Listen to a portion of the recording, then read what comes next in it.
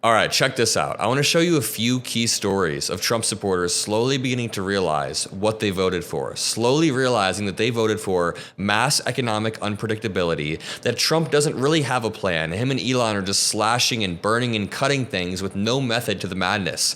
It's just the madness part, and Michaela, for example, seemed to realize this. She said, I voted for Trump because morally, Biden and Kamala was the wrong choice. The correct grammars were the wrong choice, but either way. But if I'm being honest, the choices backed us into a corner where someone said, quick, choose one.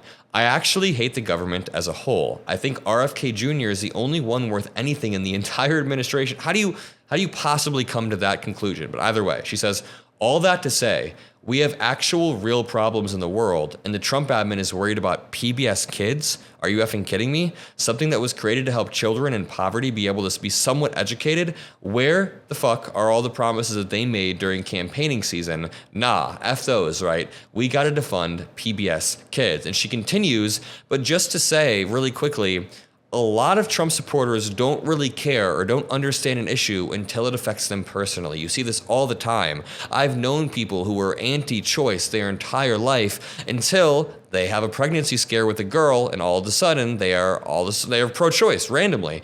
So Michaela seems to be having this. She said, I'm so sad to see where our priorities lie. I can't believe my kids won't know PBS Kids like I knew them. Mr. Rogers, Arthur, Zubamafu, y'all are whack as hell for this. If I said it once, I'll say it again. F the government, F the politicians. They don't care about you. They don't care about me. They don't care about anything except that big stack of cash they sit on. Now, there's a lot of truth to that. Politicians do care a lot about money, but one side will fight for you. More so, one side absolutely is unequivocally better. If Kamala Harris were in office, she would not have tariffed the entire planet. PBS would still exist, and the only reason Michaela Albright seems to appreciate PBS is because she had a personal experience with it as a kid. So again, this is what happens when Republicans speak on a subject matter that you have an expertise on. There are a lot of people in my life who I've thought were very, very smart until I hear them talk about a topic that I know a lot about. And then once I hear them talk about that topic, they kind of expose themselves as a dilettante, right? That is what is happening here. Now that Michaela understands how PBS is useful, she's like, wait a minute, this isn't woke radical left propaganda. What about this person? This isn't a Trump supporter, but this is a Kamala voter who got laid off. I thought this was an interesting story to include. Make sure you drop a like, drop some blue hearts for this Kamala voter. They said, after Kamala lost in November, I coped and said, quote, well, you know, this sucks, but the president won't really affect me at an individual level, at least. Now, of course, that is a privileged view to take, but it's a way to cope. It's a way to cope for somebody who just lost. I worked at a logistics company, they said. I moved freight from one trailer to another on a dock using a forklift. This is a coast-to-coast LTL company that has seen a 30% reduction in freight compared to what they would ordinarily expect around this time of year, obviously as a result of the tariffs. Subsequently, being lowest on the totem pole, I started on February 2nd, I've been laid off. F you, Trump. You're lucky your enemies are liberals that would sooner see you on trial for your crimes with due process than arbitrarily thrown into some camp without due process. That is a really good point there. He is lucky that we are so soft. I'm not going to lie. The Democratic Party has lost its punch a little bit. Maybe not us in particular, but I just mean as a movement, it feels like Trump has kind of walked all over us. And if that makes you mad that I say that, then you haven't been paying attention because we lost. So this says, with hurricane season ahead, Trump cuts leave Florida weather offices understaffed. Another good example of a red state being screwed over. Like, do you guys remember 2 days ago when West Virginia coal mines are no longer doing tests to see if people have lung cancer? West Virginia is an overwhelmingly red state, but Mike Brennan here in Florida was the acting branch chief of the hurricane specialist unit. Now it's understaffed at a time when Florida is going through a bunch of BS. Okay, what about this one? It says, how it started. Austin Peterson says, I'm voting for Donald Trump for the economy and to own the libs. Lord have mercy. How is this going to end? How it's going, it says, well, there went my shoe business. I don't understand why the tariffs have to eliminate the de minimis exemption.